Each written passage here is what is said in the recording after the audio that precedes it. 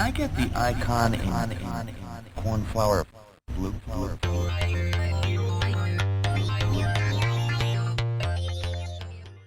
Hey everybody, welcome to episode 24 of Can I Get That Software in Blue? I'm one of your hosts, Chad Tyndall. Along with me is my co-host, a wonderful persona who loves the jamon in Barcelona, though these days he's more likely found drinking a Corona in Arizona, which is cool as long as he follows the golden rule and passes me one in the pool. Steve Mazak, everybody. Chad, these just keep getting better and better. Like your flow is impressive. Yeah, I'm trying to mix it up. I'm trying to mix it up a little bit. Very accurate also, very accurate. Steve, are you excited? We're going to be talking about AI tools and the sales process today. It's like your two favorite things right now. Yeah, I'm very excited.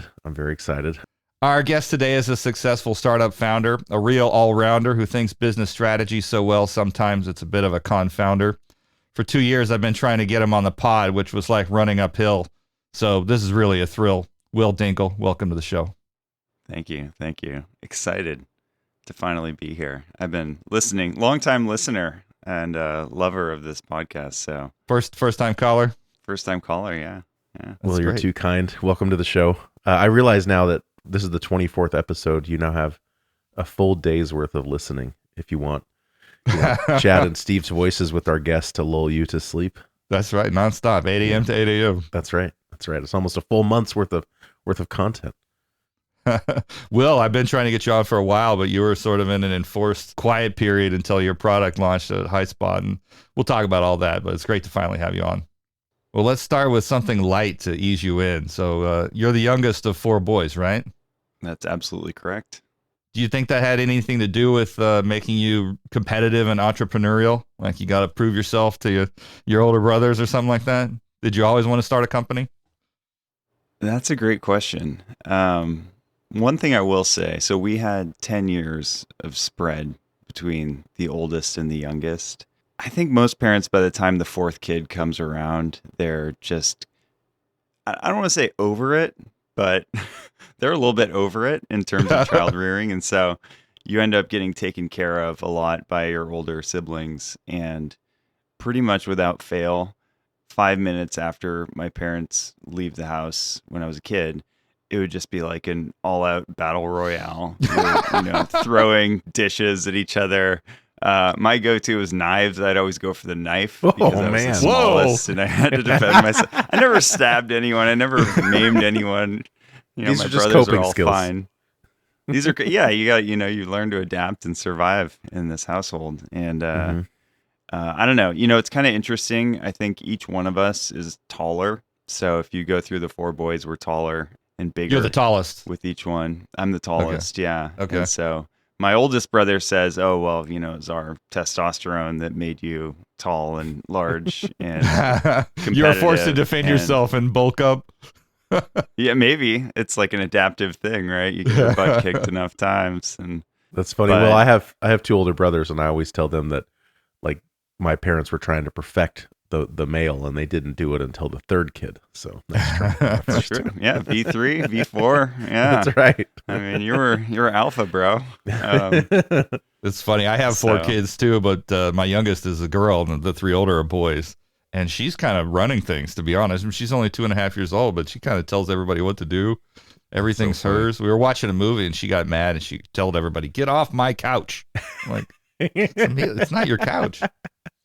So that's so funny. A little bit different situation, but anyway, let's just jump right in. So you're a serial startup founder. You've done it more than once. Let's talk about your first startup and what that was about. And I know it kind of didn't quite work out, and you ended up doing something else afterwards. So want to hear about what worked, what didn't, and kind of lessons learned that you took into the next one. Yeah, absolutely. So my first job out of school, that's actually where we met, Chad, is working at Hewlett-Packard. And I had the chance there to do a lot of different jobs. I was an engineer, I worked in marketing, did a little bit of sales. So that was fun. And then after that, I went to business school, and I had the opportunity during that time, getting back to your earlier question about why did I want to be a founder? Why did I want to get into this? I worked at Cloudflare for the summer. And that was so much fun. It was just the best working experience I had. It was kind of the special time, special era in San Francisco. And I pretty much knew, okay, I want to do something really early stage coming out of that. It's just, I never realized that work could be that much fun. And It's very different from the big company, corporate bureaucracy, massive machine of HP, right? oh, totally. Right. I mean, we didn't even have titles. We didn't have job levels. Everybody was just about doing cool stuff, raising the bar, having fun together outside of work. Completely different, completely outcome driven, completely selfless, very mission absorbed. It was just fun. It was like constant, like work and life blended together, and there was nothing wrong with that. It was, at least in that moment, in that period of my life, it was just such a fun blend of everything with the city of San Francisco. I knew coming out of school, I wanted to do something really early stage after I went back for my second year. I remember I had a professor, Felda Hardiman, who he'd say, hey, look, after you graduate, you could join the traveling circus for, 3 years and nobody's really going to care in the long run. So, basically did that. And what that looked like was trying to start a company with whatever idea came to my mind, which at the time this was kind of the advent of thinking mobile was going to take over and replace computers and everybody's going to work on their phone. And so this is like 2012, 2013 timeframe. Yeah, exactly. It's kind of ridiculous to think about that notion now, but I think we really did think that, our lives are on our phones now, but we thought like everything would be on our phones. So my co-founder and I, Brian Pirtle, gentleman who I've known since college, we started what was basically Slack before Slack, and it was a mobile first Slack. And then we saw actual Slack and we said, oh, this is phenomenal. Our version of this is crap. And that was kind of the end of what we called Thread at that time. We worked on it for about a year. I thought you were doing something with it was like a Dropbox for college kids or something like that. Oh yeah. I mean, it had every feature, right? Oh, so it wasn't just Slack. Yeah, it synced up groups from your email. Like you'd log in with your email and it would figure out like, okay, who are all the tight groups of people? And it would try to determine like, are these your friends? Is this your family? Is this, so it would do like classification. So it would auto create your channels and then it would import your file and link history and kind of organize it. So we were always good at building product, even when what we were building and how we were building it and our strategy for growth was completely misguided. And so we had so many features, but ultimately it didn't really have a use in business, and it was a little over-engineered for consumer, so it didn't go anywhere. Thankfully, we never got too deeply funded with that one, and we were able to shut it down pretty quickly. What does that look like, Will, when you have to decide to shut down the company? Like, can you just kind of walk people through that thought process a little bit? I don't think that's anything we've ever discussed. It's funny. Now I talk to a lot of early stage founders and I see this in them. And I'll tell you what we were like. We picked a company idea. You tell people about what you're doing. And of course, they mostly shit on you and tell you it's a dumb idea and tell you it's been done before and tell you there's no way this will work. And what do, right? Being a headstrong founder, first time, inexperienced, you fight everyone on it and you cling to this idea. And the more people come at you and criticize your idea, the harder you cling onto it. And of course it goes nowhere. But you're always told to be resilient and like not care what other people say and, plow ahead and all that, right? Totally. And, now I meet with people and they're like that, these first time founders, and they're working on something. And I say, hey, you might want to also think about XYZ. And they say, oh, yeah, okay, cool. Thanks, bro. And I look at it and part of me gets like, now I understand how other people felt talking to me, because it's like, oh my, like this person won't listen. But then I also think about it and I think, well, this person is going after it and they actually have a chance to do something because they're taking swings and being headstrong. Whereas, other people who want to kind of sit in their ivory tower in this, executive job and never be wrong, they're not in the arena. They're not taking the swings. So if I had to choose between betting on the person who's really kind and has advanced very far in their career versus this very annoying person who who's doing the startup thing, I'd take the startup thing all day because they have a chance to do something special. I think there's something to be said for that. Like, I know Chad and I listen to the All In podcast, and Jason Calacanis talks about some founders that I don't like, but he talks about them in, very positive terms. Like the guy that started WeWork, he's getting funded again for this next startup. And he always talks about the fact that, it's okay to make mistakes. And with people like Adam, finding that personality is hard to do in the first place. And so, like you were saying, having perspective now that you're on the other side of that, you appreciate, I think, all the kind of characteristics it takes to push through that adversity and get to the point of failure maybe, but then to do it again and again. Like, I think that's part of what makes entrepreneurs unique, is that ability to get back up again and, keep doing it until you find the right idea. I think it just takes a lot out of you. So let's get back to the question though. How did you decide to shut it down? What was your thought process there? And also, why did you decide to shut it down instead of just pivot to something else? Is there some like funding reason why you needed to close it down and start a new entity, or how does that play out? Well, that one was pretty short-lived, about a year. I mean, I guess that's a reasonable amount of time, but in the grand scheme of things, we ran it for a while.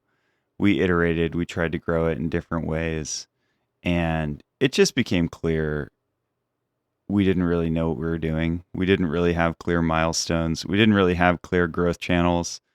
If we were trying to do something viral, we were completely over-engineering the product. We weren't iterating quickly enough. We were kind of just layering on a lot of features. So it's always painful to shut down a product or shut down a company, but it had become pretty clear to us that that wasn't working, and what we needed to do was probably pivot towards something closer to B2B, where we can actually go talk to people, ask them what their problems are, ask them what they need, ask them what they're willing to pay, and just have a much higher level of predictability in terms of how we went after it and how we built something and brought the company to be. So it was that realization. Now, the scary part is now you're embarking, you've been going at this a while, and you're just back to square one, which is a little bit hard to grapple with. But now I've come to see it's really, it's all a process. It's part of the process. You're always reinventing your company and your ideas and, reshaping it as you go. So then you started a new company with the same founder, right? Same co-founder? Same co-founder. Yep. What was it called? Yeah. So this company was Nova.ai. And this is the company we ran for about 5 years, almost 5 years. And this was a little more rooted in my professional experience. So I'd worked in sales and marketing when I was at HP. I worked in sales when I was at Cloudflare. And one thing I always observed about sales, being kind of a technical person by nature, is just how repetitive it was. And it's repetitive, but it's not exactly repetitive. And so you have a lot of people learning to do discovery calls, learning to handle objections. Not only within the same company, each rep is going through a similar training, but even across companies, like everybody's learning to qualify. It's just every onboarding class is going through the same learnings, the same stuff. And it's all just kind of at that time was done by oral tradition largely, and hiring sales trainers and sales coaches. The thesis that we started with was, look, you now are starting to see activity getting logged to the CRM. You're getting emails in there. This was before tools like Gong even, but even that was a big change. And you're starting to see data science and machine learning take root. There's going to be a time soon where the software and the data can actually remember and understand what's happening here. And it can actually play a more active role in helping these people, not reinvent the wheel from scratch every day. And so that was kind of the thesis upon which Nova was based. How'd you come up with the name Nova? I got asked this question earlier this week, actually. And I should have a better story. I should have made up a better story for this, but when Slack came out and we were like, hey, wow, Slack is brilliant, a much better version of what we were trying to do. we also noticed, and their name is brilliant as well. And I just like that. I hate names that are difficult to pronounce. So we knew we wanted something simple. We were able to get the .ai domain for Nova, which was nice. Now, the downside of picking a simple, easy, memorable name like Nova is I think there's probably about 30 other startups named Nova, Yeah. including one that was on Market Street in San Francisco, like half a block away, which definitely led to some confusion. Oh, that's funny. But I still like the name. We could have called it like Flim Flammalizer now, and how annoying would that be to having to say Flim Flammalizer repeatedly throughout this whole interview? Yeah, nobody wants to type that domain in an email. What Yeah. did so this was a time when like funding for AI was really taking off. So was part of your decision making process kind of looking at the VC space and saying, look, AI is really hot. Let's go into this space. Should be easy to raise funding and all that. Yeah, this was very early days of AI. And I would say we're still in early days, but this was early days. I don't remember that being a huge part of the calculus, but it definitely came to bear as we got further in. About a year in, I'd say about, late 2016, the AI wave, the original, really started to crest. And you had the .ai domains, and that really took root. So we just saw an opportunity to build something meaningful that was rooted in our experience, and we'd validated and tested. But it certainly, in retrospect, was a beneficial trend. Did you raise money right off the bat, or how did you finance it from the beginning?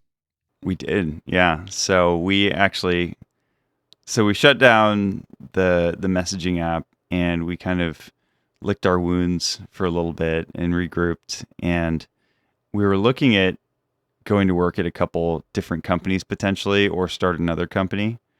And a friend actually reached out to me and said, "Hey, do you have any interest in starting a company?" And I said, "Oh, interesting. Why do you ask that?" And he said, "Well, my other friend has started an incubator, and he's looking for good founders. And he's like, if you have an idea, there's a very, very good chance that he will fund you." And so we kind of supercharged our process, pulled something together pretty quickly, which is what became Nova. And then, a couple weeks later, we launched right back into it, and we were in this incubator. It's now called Forum Ventures. It used to be called Acceleprise. It's run by Mike Cardamon, is just an amazing individual, great friend. And so in that case, we had funding from the start, small funding, right? I think at the time it was about $50,000, but that got us to the end of the batch, which got us our pre-seed, and then that got us our seed. And so from then on out, we were never unfunded. So we had kind of a charmed funding situation with the second go of it. So back then, I mean, maybe it's different now, but back then, how much of the business does an incubator take for giving $50K up front? Well, I think typically what you see is anywhere from 5 to 7% with most of these things today. Yeah. I mean, now you get a lot more than 50K is the difference. And I think now you need a lot more than 50K just because, especially if you're in San Francisco, the prices have gone up. The price of different functions and engineers especially has gone up so much. Yeah. It costs more to eat ramen, even if you're working at a startup right now. I mean, the price of eggs alone should dictate how much funding founders get in incubators. So outside of the funding, what did you get out of doing that incubator process? Well, I think one of the big things you can't overlook is the community, and just being alongside other founders, being able to share ideas. And are you actually like sitting in the incubator's office, like around the other founders who are in the same incubator? So you're literally sharing space, or?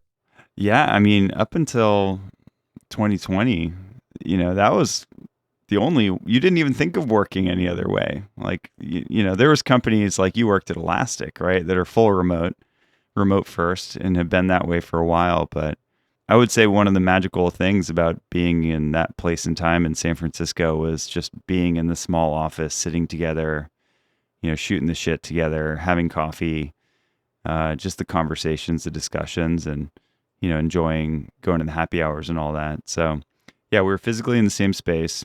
There's mentors. I think, they always have like leaders in sales, leaders in marketing who come in, and a lot of those folks were, tremendously helpful along the way as well. But, just mostly it's just having a space where you can hustle and grind, and those early investors can kind of help you think through the right milestones that you're tracking along the way, and then just having a great group of people to hang with and shoot the shit with all the time.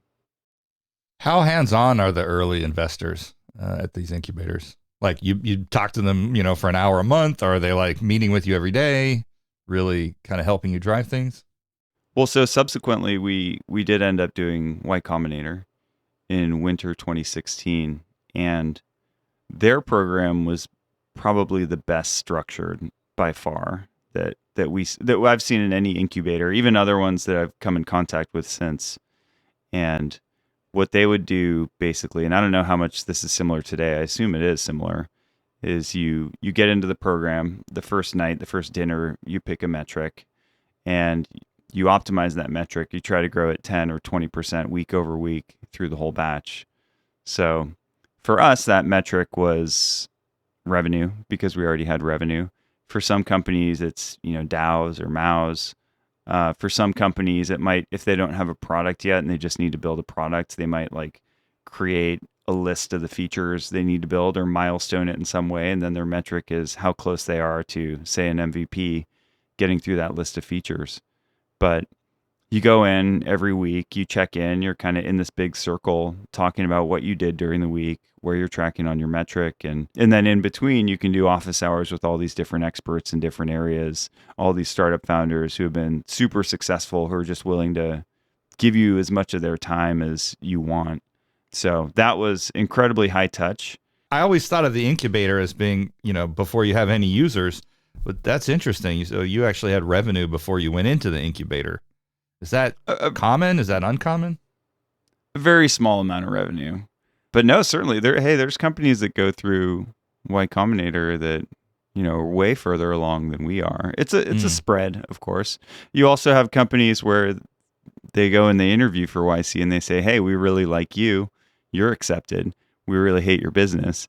Your business needs to completely change." And so I think that you kind of see a lot. Now, what you don't want to have, I think, and this is not speaking for YC, this is just my thought, is you don't want to pick companies that are so far along that they can't really help mold and shape the company. Like, you do want things to be a little bit nascent in certain ways where you can really provide assistance and support. But yeah, you do see a range of traction. Is there like a rule of thumb, like, well, we'll take companies who have seed funding or Series A but not Series B type of idea? I don't know. I saw a lot of seed funded. I saw some companies that had just gotten their A going into the batch, but those were definitely the exception, not the norm. Well, back then, I imagine the AI tooling and the ML tooling that you had to use was kind of crap, right? Like, how did you deal with that? And have you seen a lot of growth there since the early days when you started Nova? Yeah, it's completely different. Back then, AI for us was being able to take something like an email and have, 30 different things we could imagine being said in that email, and then training a model on a bunch of emails to determine if any of those 30 things were said in the email, right? So we just had like those 30 parameters, and and if you could get it to actually, with reasonable accuracy, identify what was being said, like that was like an absolute miracle. And you had to train the model yourself. You had to feed in all your own data. You had to, create this tremendous amount of classified data, and just to even get this thing running. And that felt like so bleeding edge at the time. And we're not talking about 10, 20 years ago. We're talking about 3 years ago. It's really hard to understand just how quickly this stuff has moved and how quickly it's moving now. So GPT-1 wasn't even out yet, right? I know OpenAI existed because one of our investors had gone to work there, but I think it was super nascent. I'd never heard of it. He said, "Oh, I'm going to work at OpenAI." I'm like, "What's that?" And now, my mom knows what ChatGPT is. It's just unbelievable how it's changed and entered the mainstream now. I showed my kids it earlier this week because they were asking me some questions. I was like, "Go ask ChatGPT." Yeah, my daughter's using it for her lash business, like for Instagram post ideas, because she doesn't like doing that stuff, but she knows she needs to. So she's using ChatGPT now to create the posts and create the hashtags, and it works incredibly well. Wow. So, Yeah. so Will, you said 30 features, and that made me wonder how many were in GPT-3. There's 175 billion features in GPT-3. Wow. And GPT-4 is expected to have 100 trillion. Yeah. So it's Yeah, like it's 3 orders of magnitude. or from something. 2016 to 2023. That's like mind-boggling. That's quite the growth. Well, so Yeah. what was the product that you actually built at Nova? Yeah. So what we did is we helped reps determine how to spend their time. The context of that is, as I mentioned earlier, this was an era when data was just starting to dump into CRMs. So emails were flowing in, calendar events. You were also getting APIs on the Google Apps stuff. You're getting Zoom was coming out, Gong was coming out. So all of a sudden you had all this data about all these customers and contacts and opportunities. And the problem was you're a sales rep, you start, you have 100 accounts in your territory, you have 10 contacts at each of those, you have 100 activities on each of those contacts. Well, you can't read any of that data. So what we would basically do is take all that data, tie it together, interpret it. You really kind of take the game tape and try to figure out what happened. And then when you're a rep, you can come in, plug us into your territory, and we'll pretty quickly tell you where you should be picking up with what accounts, what contacts, what was said. And then we deliver those instructions to the rep each day. So you would actually like just plow through all the history and say like, these are the accounts you should be focusing on. This is why, this is what the opportunities are. They don't have to figure it out themselves. Yeah, and we could go as far as saying like, hey, look, last year you talked to this account, Sally had recommended John as the decision maker.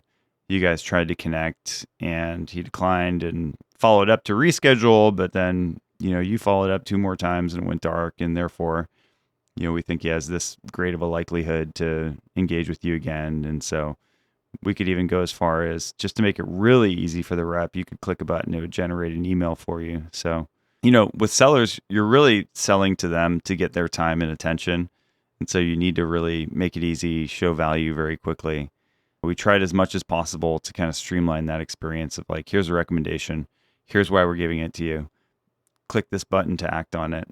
And how did you show value? I mean, how did you like convince them to use your product? Was there some quick value you could show them in a quick demo with their own data or something like that? Well, we did POCs for sure. It wasn't a bottom-up PLG. There was definitely managers and leadership and DPAs involved and I think now that's gotten a lot more. There's a lot more, consciousness of security and compliance and those sort of things. But even back then, this was kind of in the GDPR era. So the DPA was a pretty standard thing pre-POC. Just tell people what DPA means. Data privacy agreement. It's basically where you say what data you ingest, where you're storing it, who your processors are, if they have any sub-processors, who are their sub-processors. So, you might say like, oh, we're going to ingest, all your leads, your activity history on those leads. We're going to put them in AWS. It's going to stream in, Confluent Cloud or something of that nature. And so pretty standard document now in enterprise deals, just so people can understand where their data is going. One thing I would say in general, if I were to go back and talk to myself who is setting off on that founder journey, for any listeners who are thinking about it, or any of those early startup founders who I talk to, I don't know if we romanticize it, but I would say we definitely treat starting companies as such this like heroic, you're going to be wildly successful, or you're going to crash and burn, or, it's this good and evil, and there's all these things built up on it, and it's like a coin toss whether you're successful or not. The reality of it is it's kind of like a job. It's not really that crazy different than a job. Like there's skills, there's knowledge that you have to possess. There's bosses, or in this case, your investors. You have KPIs. You level up over time. There's the equivalent of career levels. Now, there's 2 differences. Like, it'll take a toll on you. So, there was times when I was so stressed out, I had patches of eczema on my face and my hands. And, you'd get like low level kind of panicky, attacky stuff. You'd have to like meditate to calm it down. Like you get pretty on edge at times. And the returns are insanely lumpy, right? It takes years to actually get smart about a market to where you can create something new and actually win some mind share and win revenue and get any inkling of product market fit. But fundamentally, it's not that different than a job. You get up every day, you go to work, you get better, your team gets better, you figure things out. But because you were in charge and really responsible for driving it, that you really internalized that stress and needed to new coping mechanisms to deal with that level of stress. I did, yeah. And it's a different. I get stressed now at even at the company I've joined since, the company that acquired Nova, Highspot, but it's a different vintage of stress. It's got a different feel to it. It's I love that you said different vintage. Yeah. It's like the tannins in this stress feel different. It's a different terroir. Yeah. Sorry, Will, go ahead. Yeah. It's when you're at a startup, it's like this existential dread of look, I chose to do this thing. It's going to blow up. I'm going to waste 4 years. This is going to be a spectacular crash and burn. I'm going to have to go tell all my friends, family, and investors that I completely screwed this up, which is totally the wrong way to look at it, too. I mean, the biggest common thread that accumulates over time in these startups is just your knowledge and abilities and, how you operate and execute, which, you can't lose by the company going under. But there's like this existential dread, which, racks your whole body at times. And, when you're at a company, it's kind of, I think, more, maybe you guys can chime in on this as well, but it's more of like a dull frustration or, feeling like you have a deadline you have to hit. They can both be very intense, but it's got a completely different feel to it. Now, the one thing in a startup is you can't like just go on vacation and ignore it, because when you come back, it's just going to be worse. So that is one major difference.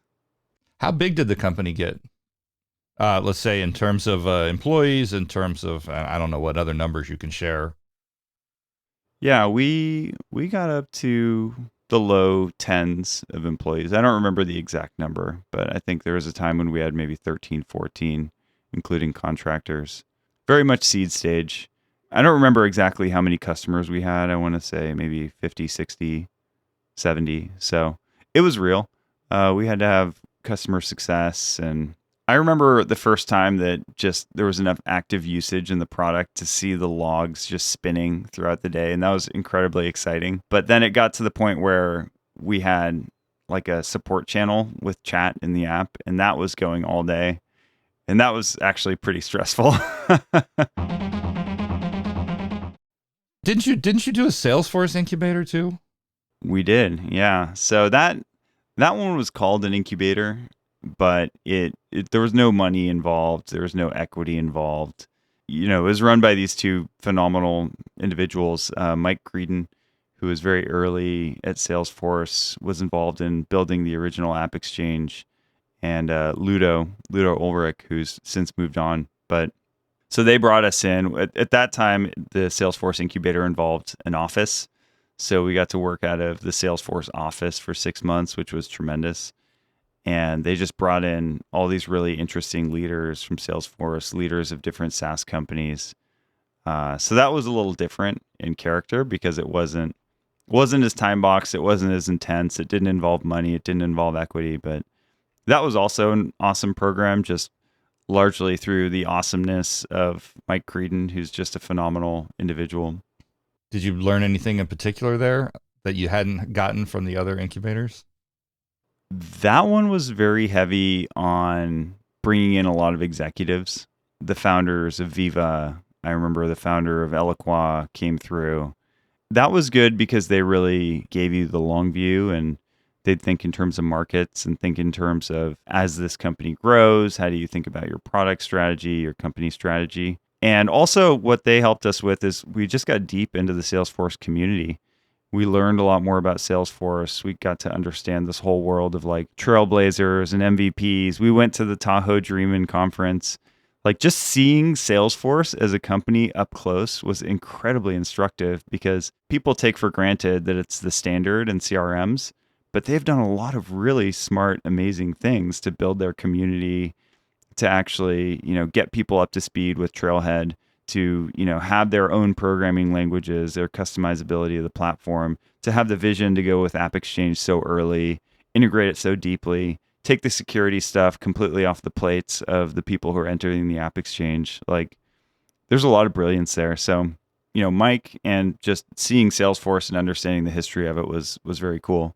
Steve, I remember I was out. I just started at Elastic, and I was out at the what did we call it? The thing the kind of like the new hire orientation for salespeople. And X School. Yeah, I was out in Mountain View for X School. Yeah. And the night before that started, my cousin and I went to the San Francisco Giants game. He lived in Sacramento, so he drove in and we had dinner and went to the Giants game. And Will texts me, and Will's like, "Oh, are you coming to the California?" I'm like, "Dude, I'm at the Giants game right now." He says, "I'm at the Giants game right now." No way. He's like, "I'm over in the Salesforce, luxury box or whatever. You want to come over?" Yeah. I'm like, "Yeah, hell yeah. We'll come over like maybe after the 6th inning and finish the game out there. I have some sushi or whatever you guys got." And I mean, I'd been in luxury boxes before at Red Hat. They're always the ones that are up high, right? Up by the press box. But I did not even know this. And I lived in San Francisco for a long time. I was there when Pac Bell Park opened back in 2000 and the first season of that new stadium. I did not know there was a luxury box built into the right field fence. I don't know how many dozens of games. I mean, I was at the game where Barry Bonds, broke the home run record and the famous lawsuit over the ball. I was at that game. I've been to so many games there. I had no idea. And if you ever go to a game there and you look at the right field fence, you'll see it's like there's like a chain link fence just beyond the warning track. So there's the grass and then the warning track dirt. And then there's you see a chain link fence. And that's because the luxury box just goes literally all the way to the warning track.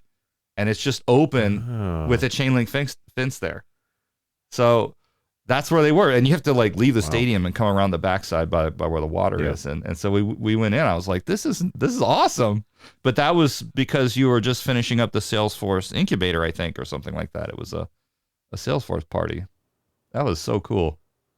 That's cool.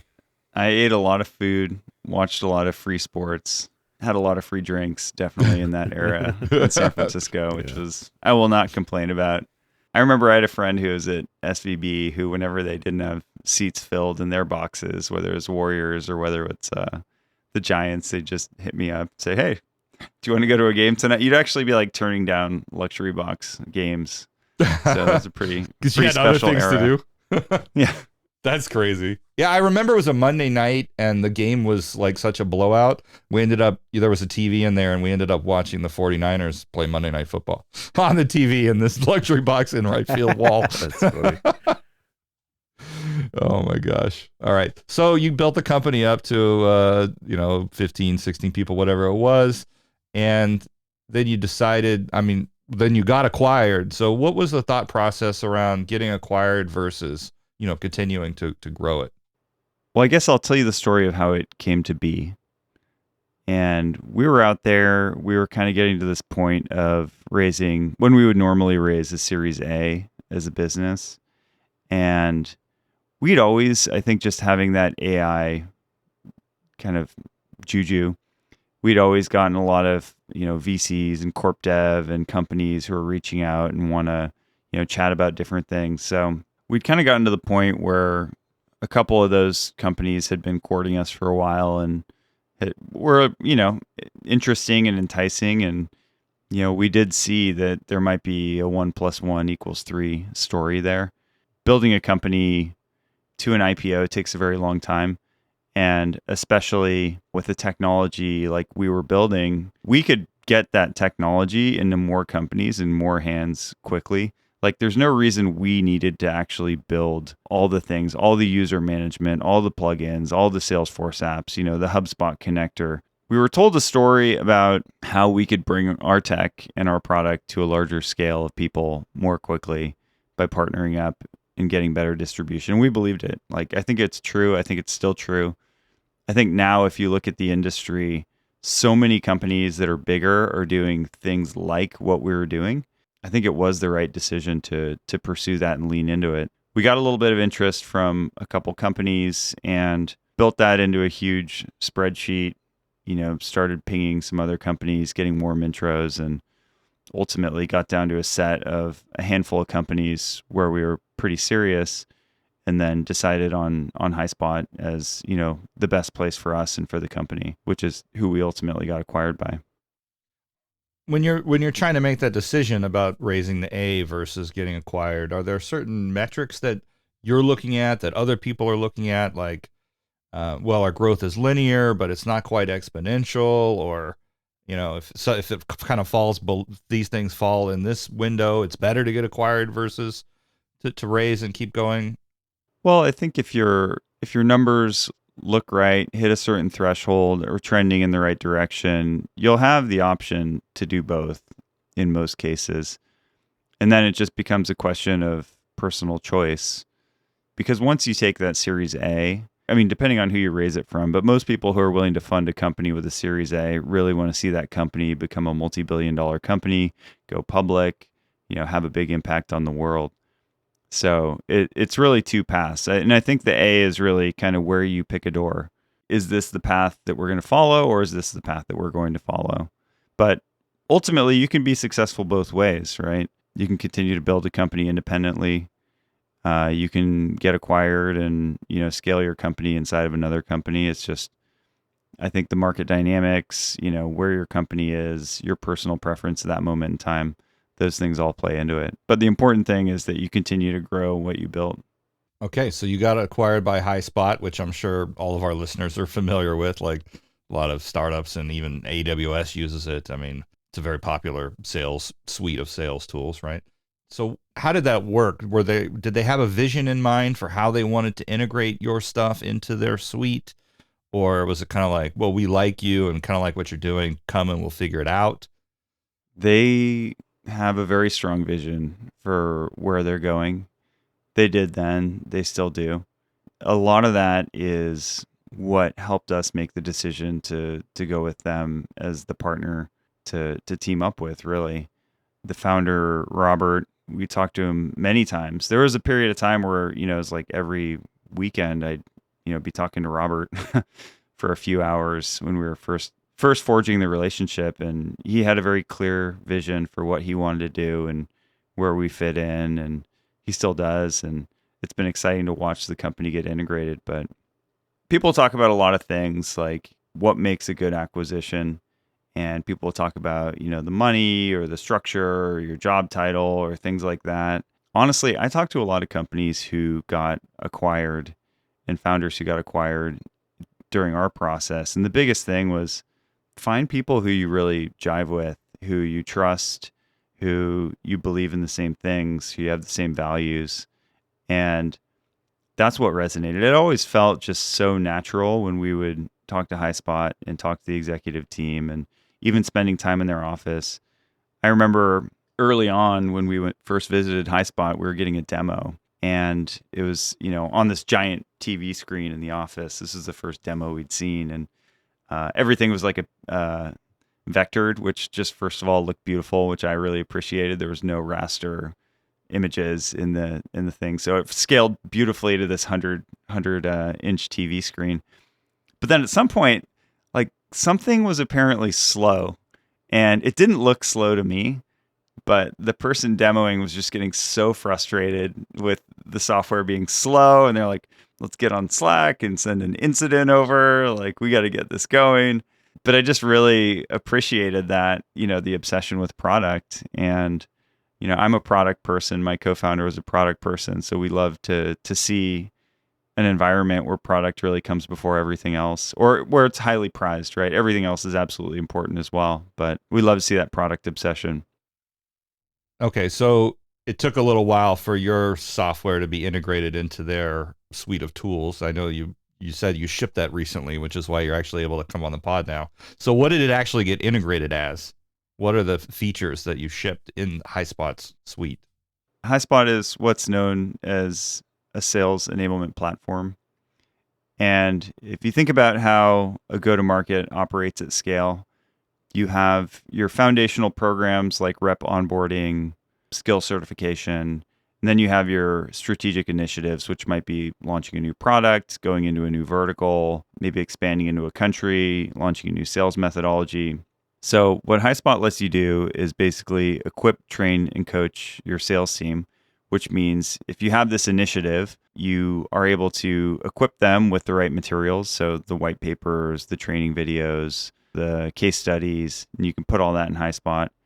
You can train them. You could do practice with them, before they actually engage with the customers.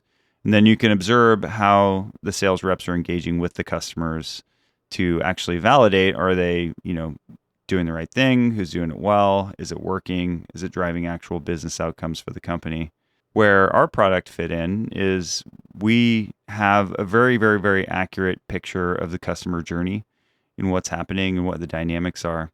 How Highspot is using that today is there's a product called Engagement Genomics, which is basically taking your enablement activities, taking your content that's produced by marketing and basically connecting it to the customer journey. And then you can see what happened downstream in these engagements. Like, did this accelerate deals? Did it help sales reps get over the hump on these different deals? Which sales reps are doing well at driving customers to close? What is optimizing our ACV or our deal size? So really kind of bringing the revenue information, the CRM information, like that real world customer engagement data, and bringing it tighter with enablement so you can quantify outcomes and iterate on how you're approaching enablement in general. Will, are you at Highspot, are you and the team trying to look at new ways to enable reps and like adopt new techniques and try to integrate those into the platform? Like, is there a research part of Highspot? I probably can't talk as much about that. I don't want to like put my foot in my mouth, and I don't want to like share stuff that's not public yet either. Yeah. Yeah. But basically, like, there is people at Highspot looking at the future. Like you said, they have a vision for what they want to do. Absolutely. Yeah. Mm-hmm. There's a whole data science team that's led by absolutely incredible a gentleman named Kurt Berglund, and the company's really invested a lot in incubating those early projects and kind of seeding these things in AI. So I've been really impressed with that. It's a good AI moment for Seattle right now in general with what's happening over at Microsoft and the talent that's coming and kind of formulating around that.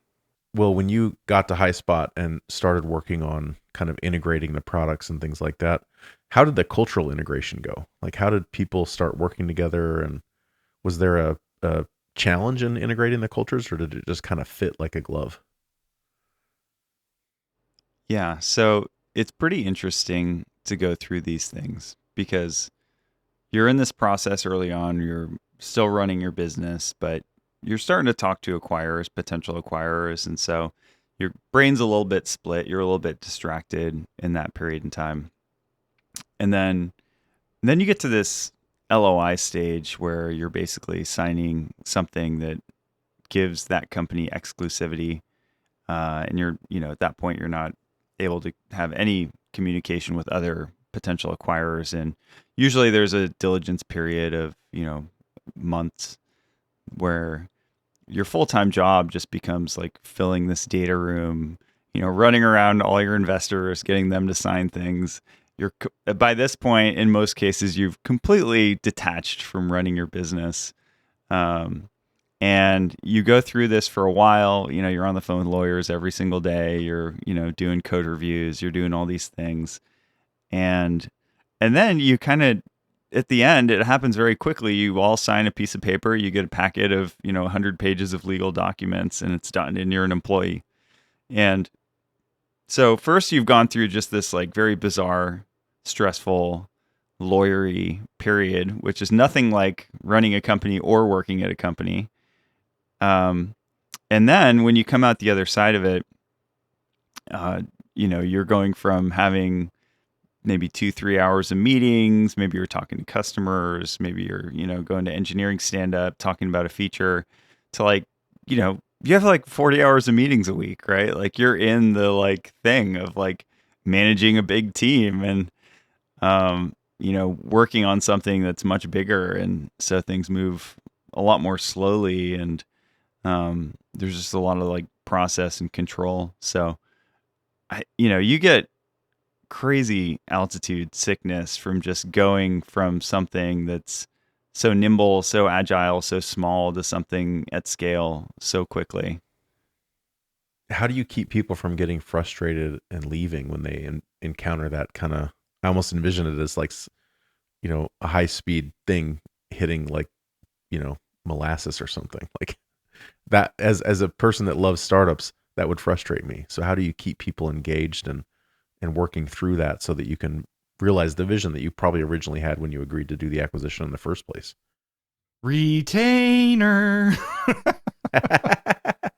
So for me in the early, I was just grappling with it myself, right? We were all kind of going through our personal journey, and it's funny because your instinct is to like it's different, right? For sure.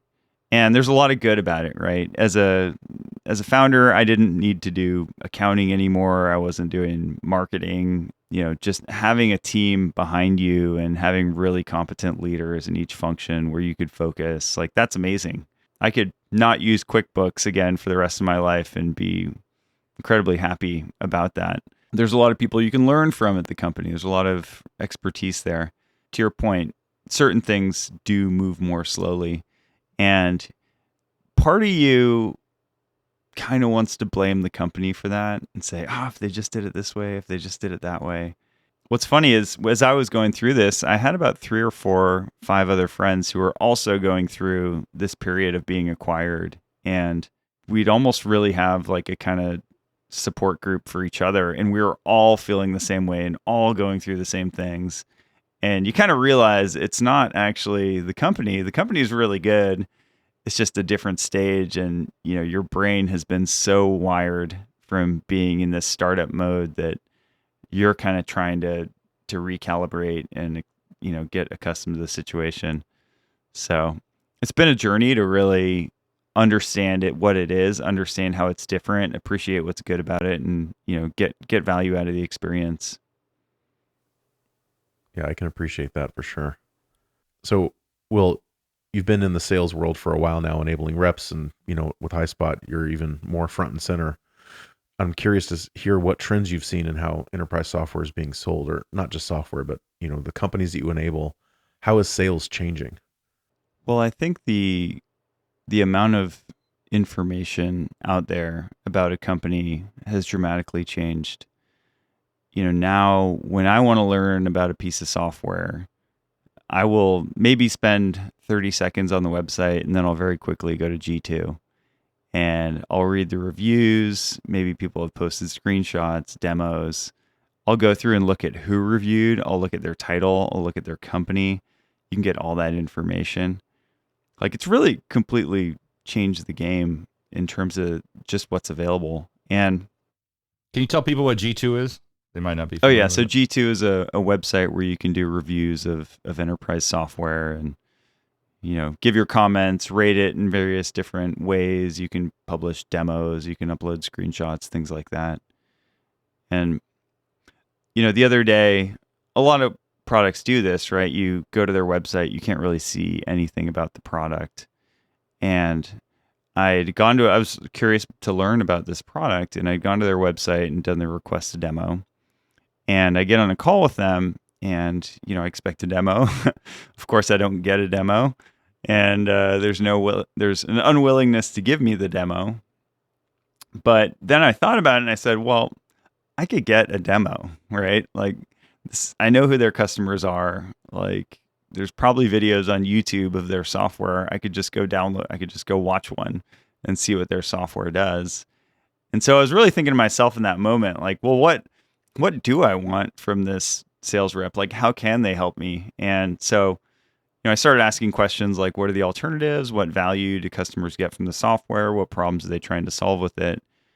And I think that's very reflective of how the role of sales has changed. There's really so much more focus on providing value and, understanding your customer and being able to map what's out there in the universe to their particular situation and, understand the sequence of what makes sense for that customer to pursue. What about just getting in touch with your customer? Like, People don't answer phone calls anymore. Email, it's easy to ignore emails from salespeople, all of that. Like, what techniques actually are you saying work now? So I don't pick up the phone. I think people do pick up the phone still. I definitely don't respond to sales emails. I find myself reading LinkedIn a bit. So if people hit me on LinkedIn, like that's definitely a channel that at least for me personally works well. But I think, outside of the channels will always shift, right? But in terms of the content, I remember when we were starting out, 5, 6, 7 years ago, you could just kind of spam cannon the universe with a templated email and get meetings, get responses. And I think now that just doesn't work. Like people have higher expectations for the value that sales reps provide. And even SDRs, BDRs, you will not see a churn and burn kind of version of that. I think it's probably all about personalizing, mapping value, understanding a customer's unique situation. If you do that well and you do that honestly, people will want to talk to you because they believe you can create value for them and their organization. And how do you do that if you're, I mean, it's, most of the products we've worked on have always had like a free version. Or they were open source. And so you kind of had a natural lead generation process coming from that. But if you don't have that, what's the best route to go? So what you're talking about is you guys always had kind of a PLG motion. And, how does it look when you don't have PLG? Well, I think there's different stages of the business, right? Early on, when a company's first starting, I think you have to find people who, you have mutual friends with. Get those early fans, get that trust that maybe you haven't earned as a company, but you might possess as an individual. And then, you get your SDRs going, you ask your existing customers for reviews, for referrals to other customers. And then eventually you get, PR, you get, field marketing, you're doing events, you're showing up places, you have your SDR team and you're, getting more to scale. And because with PLG, you kind of also have to build the enterprise product, right? You can defer it for a little while early on, but you're going to end up in a world where you're almost like maintaining two paths into the product. There's the enterprise onboarding, and then you still need to have the kind of, walk through the door, free trial path. It's always funny to me, like when you install Salesforce and, you can go and like actually just start with Salesforce and it like dumps all these like reports in your reports folder and all these like kind of fake objects or all these fake records. And I always wonder, like, who is it who like just goes and like self-service onboards into Salesforce? Like, does that even exist anymore? Someone must. Someone must. Do you think that if you're going to go, you have to go with both motions? I agree. I think there's got to be both. Do you feel like if you focus on PLG early on, that it will build a user experience that naturally translates into an easier onboarding for the enterprise go-to-market approach? Because that feels like the right thing to me, is like to hone that product experience so that the onboarding is easy for everybody. Yeah. No, I agree with that. I think that it's not a binary thing. And ultimately you do want to have an experience where you can onboard people at scale without a tremendous amount of hand holding and one-to-one instruction. So I do agree. I mean, I think for just in terms of like the cost of administering your product, the cost of growth, if you actually have those mechanisms for self-service onboarding built in, you're just going to be able to run a much more efficient software-centric business as opposed to, one that involves a tremendous amount of services and kind of human in the loop, getting customers up and running.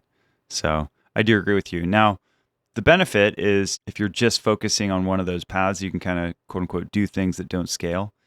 And you could, as a company that's going, sales led, you could make up for a lot of those gaps in a lot of other ways in the short term. Of course, you want to address them eventually.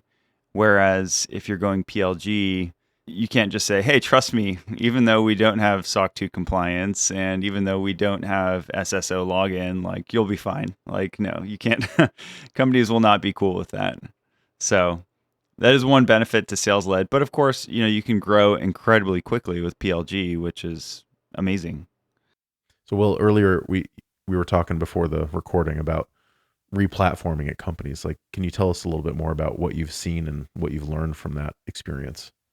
I remember when we were first starting out and we were building code, let's say it's code at Nova, we built just whatever we needed to build, right? Like we'd have all kinds of things. You copy and paste stuff. You have like inline CSS. Like you pretty much commit like every faux pas that you can. Yeah. Because Building up you that don't even technical debt, right? Yeah, just, layer on that tech debt because I don't know if it's going to work. I don't know if people are going to like it. I might be deleting it tomorrow. So you kind of just get in there and try to get somewhere. And I think, we talked earlier about how it's different to go from a very small company to a larger company very abruptly. Well, I think about it as platforming, right? Like over time, as things start to pick up, you take that code, that tech debt, and you start to replatform and organize and get things in a better shape. And you do the same thing with the other processes of the company. You can operate for a long time without tickets. You don't need a feature spec because you can just roll your chair over and draw a picture and sit there and look at it together and talk through it. And if it doesn't stick, you can do it the next day. And so what you feel as a founder or early stage startup employee going to a much bigger company is that this company has just been more platformed than your company. And that allows you to coordinate, that allows you to do a lot of things, but it also restricts certain things as well.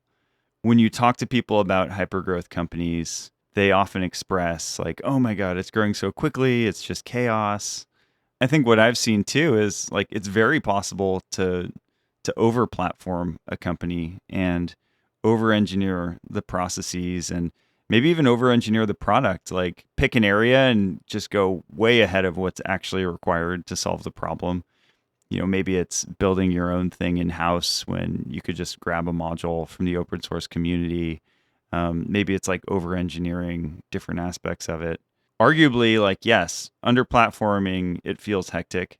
But over platforming will actually stifle a lot of what makes a startup, what makes it innovative, what makes it fun. So I think you really need to be careful about both. And people don't talk enough about the dangers of over platforming in a company. Yeah, that's really fascinating. I think we could talk about that a lot more, actually. So basically, don't try to get too crazy with avoiding tech debt in the early stages. Just embrace the fact that you're going to make tech debt, and if it succeeds, you'll deal with it later. Yeah, I mean, tech debt, your processes, your documentation, the layers of management in your company, like these are all examples of evolving your platforms. And you really need to ask yourself, like, how much platforming do we need to do right now? How much is actually beneficial? Speaking of your platform and how you structure the company, one of the debates we had on the previous episode with Alex was about this question of whether engineering should roll up to product management, organizational structure. And, it generally doesn't, right? In most big companies, you have, like, say, a VP of engineering, and maybe you have a VP of product and their peers, and they share some person higher up, maybe even all the way to the CEO or something like that. And it creates this relationship where product managers can only really lead by influence, and engineering can always push back on product and say, like, no, we're not going to build that for these reasons, and then it has to be this sort of back and forth thing where you have to sort it out, right? And it's a bit of I don't want to call it, it's not really an adversarial relationship, but it is a bit of like it feels like a check and balance type situation. And I'm just curious to get your thoughts on that. And how do you think it should be structured at a large company? I mean, at your startup, obviously you were a product guy, your co-founder was a product guy, everybody rolled up to you anyway. But at the bigger companies, what's your opinion? So I would say that the status quo today is that engineering generally does not roll into product or report into product management. So right. I'd first like to hear your Steelman it. Well, people are always fond of saying that the product manager is the CEO of the product. And, if the engineering doesn't work for them, then they're not really the CEO of the product, right? They can kind of ask for things to be built, but engineering can just be like, no, we're not going to do that. And then, maybe it's a negotiation or it gets escalated or something like that if product really disagrees. So, that's my take on it, right? If the product manager is supposed to be the true legit owner of the product, why don't the people building the product work for them? Yeah. Well, I'll tell you with us. So when we were starting Nova, I mean, my co-founder and I, he was the CTO, he ran engineering, and, I was the CEO and did the other things.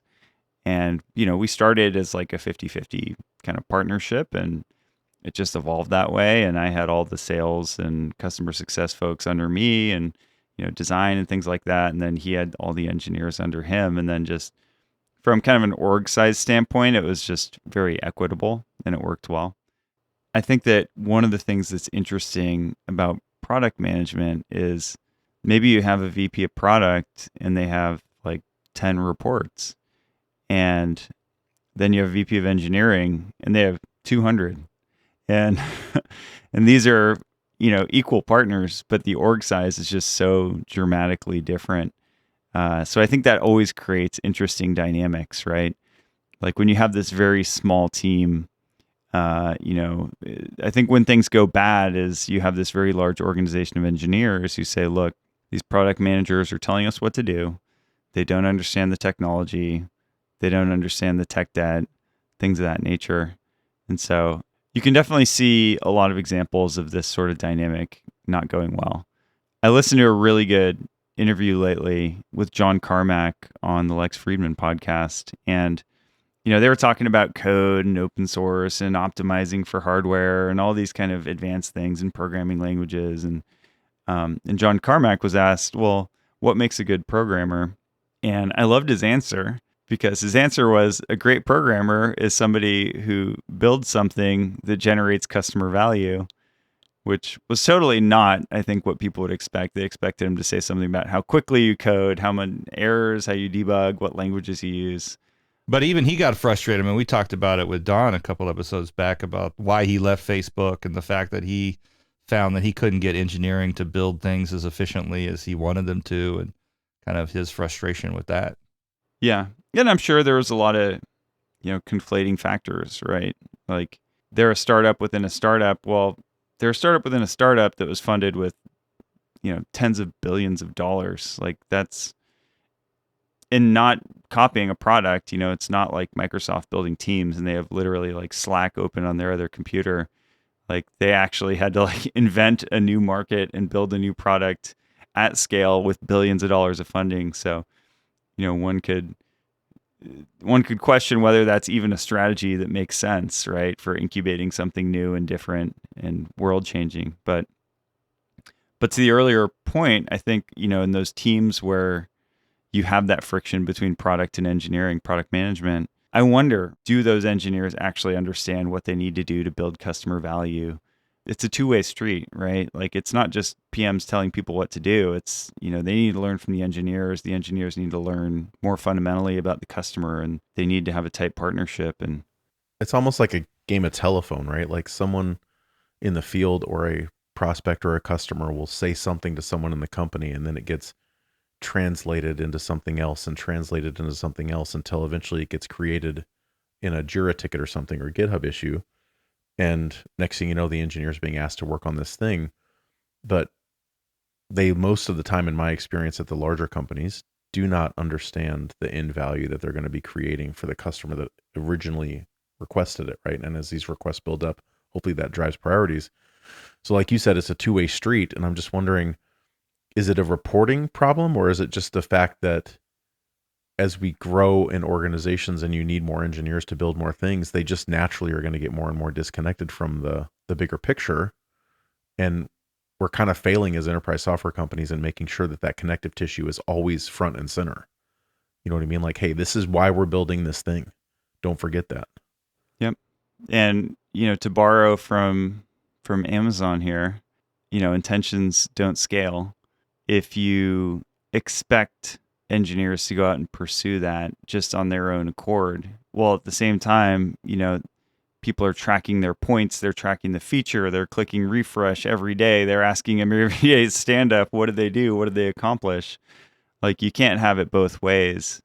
Like you either want the highest engineering velocity, or you want engineers who are well-rounded and really understand the customer and the value they're providing. And I'll tell you as a PM, I love those engineers. Like I love the people who have a good product sense, who, maybe you left something off the mock-up, or, there's a corner case you didn't cover, and they know they can intuit what should go in that gap and fill it in a really smart way. And I think that could be, transformative to have that sort of insight, but you need to build it into the processes of your company.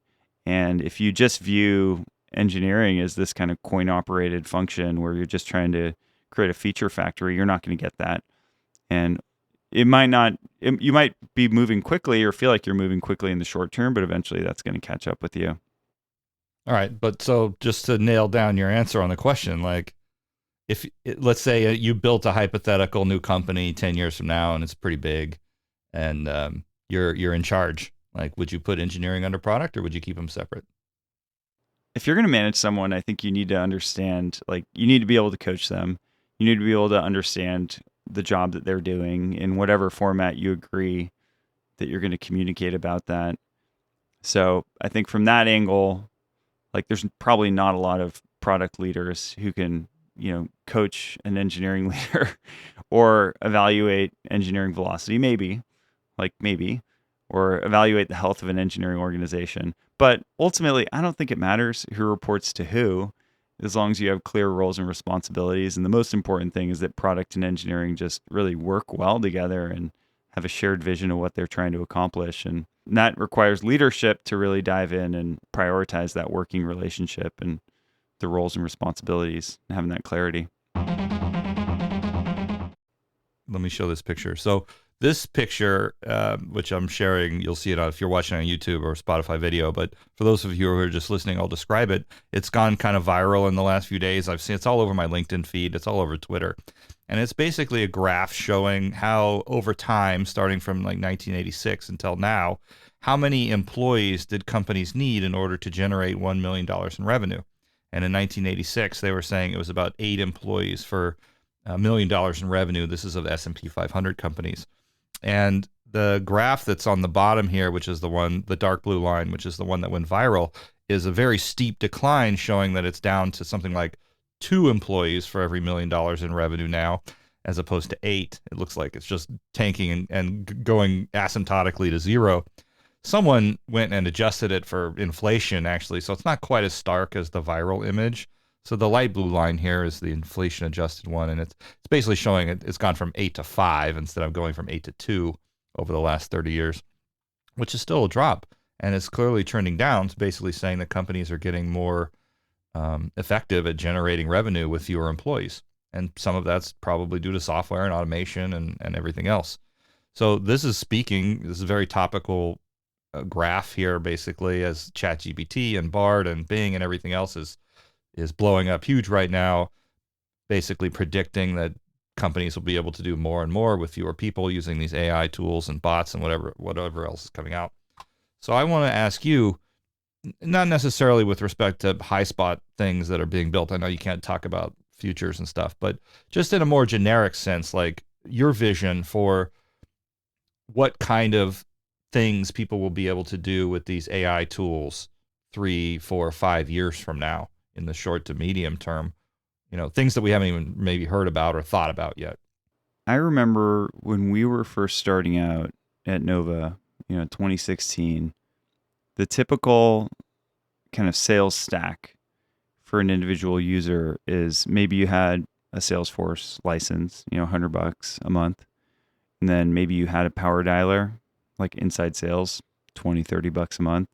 And that was it. So you spent about, XYZ, 80 grand or 100 grand on salary, and you spent about 1,000, maybe 1,500 a year on tools for that sales rep.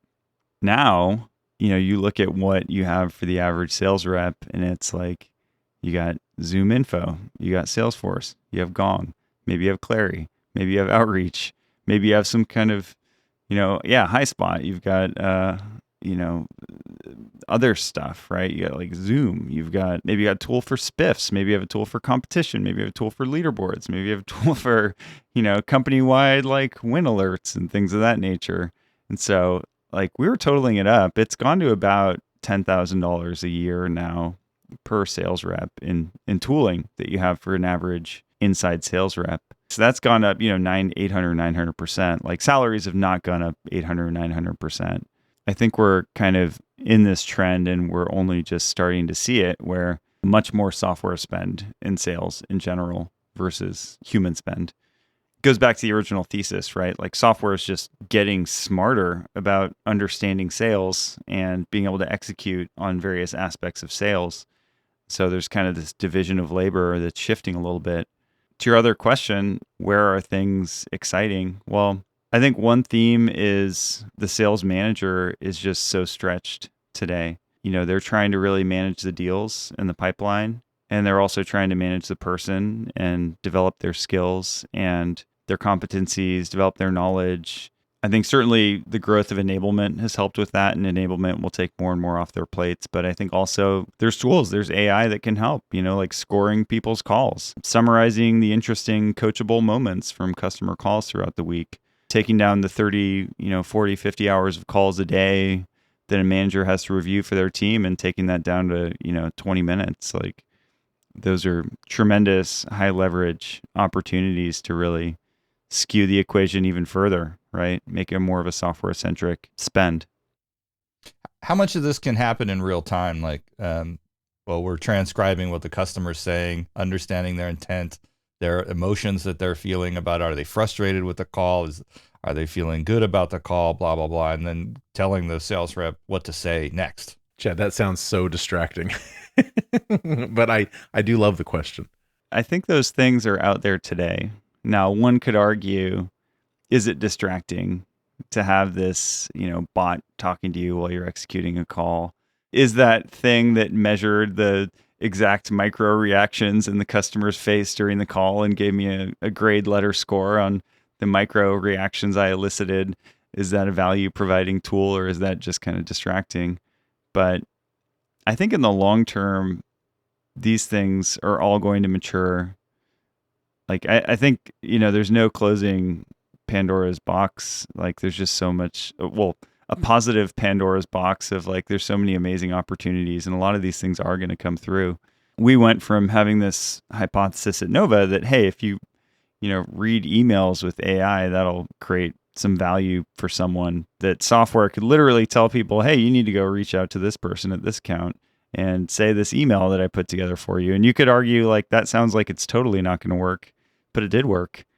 And so I think a lot of things that seem to make a lot of sense will not work at all. And a lot of things that just seem completely bizarre and off the wall are probably going to work better than you would have expected. And it's probably going to surprise you. But I think net, there's no going back. These things are going to be amazing and totally change how we do sales. Well, we know that people are already using ChatGPT to generate emails for customers and all that.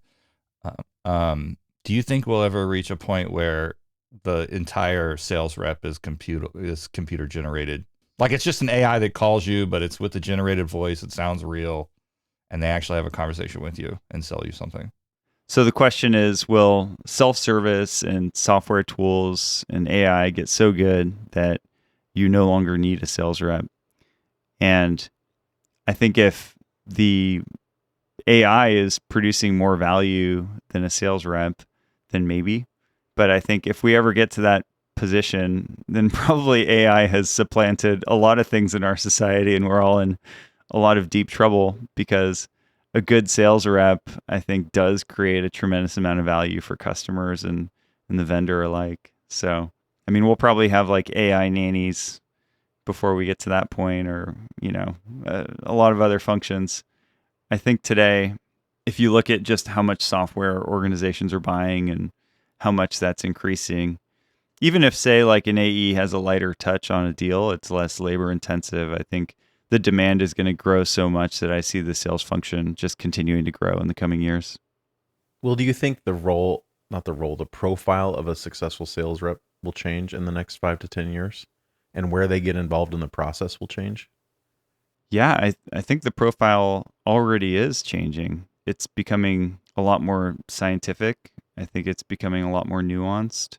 Like it used to be, steak dinners and I don't know this for sure, but kind of the old kind of adages about sales. It's like steak dinners. It's Happy hours. Yeah. yeah, the Glenn Gary, Glenn Ross kind of rah sort of stuff. I think now what I see is you can be very successful in sales with any kind of personality. Like if you actually care about your customers, you take an interest, you think really hard about what they need and what's going to create value and how to map that out, like you can be incredibly successful. You could sit in front of your computer all day and close multi-million-dollar deals. And so if you're not somebody who likes to go to big parties, like that's not a problem anymore. Like you don't have to travel either. Well, in education, like to Will's earlier point with G2 and how much information there is online, like 20 years ago, a lot of the sales reps were educating everyone on what they did exactly. And I think now it's a lot of people are doing their own research. Now they need to provide different value, which is much more about like helping me understand how this software is going to change my job and like impact my company to the point of like adding value. And it might sound silly, but building trust and intimacy, right? If you're evaluating a product, you go to the website, you have maybe 10 concerns right off the bat. Does your relationship with the sales rep feel like you can sit down and be honest with them and say, hey, look, these are my top 10 concerns, and that they're going to honestly try to address them and even turn you away if it's not a good fit and they can't address them, versus just trying to snow over and just make the sale and force it through. So yeah, anticipating what they're going to need next, anticipating the next stage of their adoption of your software. Like these are all things I think take conscious effort. So I'm seeing those types of reps be much more successful, and the ones that can chew through like all the Highspot content and then go read the product documentation and then go have, mini conversations with PMs and engineers. The ones that have this voracious appetite for knowledge, I see being more successful in the future. I agree with that, right? So be great, understand your industry, understand your market, understand your customers, and then apply that in a way where you can build that intimacy. Like I bet that if there was one thing that correlates with win rates more than anything else, it's probably whether or not you get to a text message level relationship with the prospect.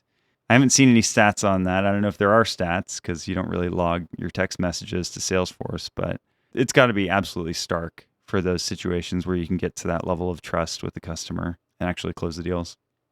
Normally we record for 2 hours and I edit it down to be under an hour, but I don't think I'm going to be able to do that with this episode because there's very little to cut.